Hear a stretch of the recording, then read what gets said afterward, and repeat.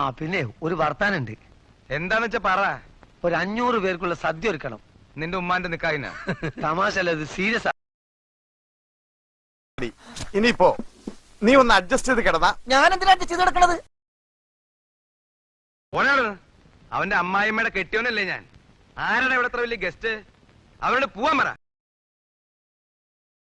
ദിനേശ എങ്ങാട് പോയി? ദിനേശ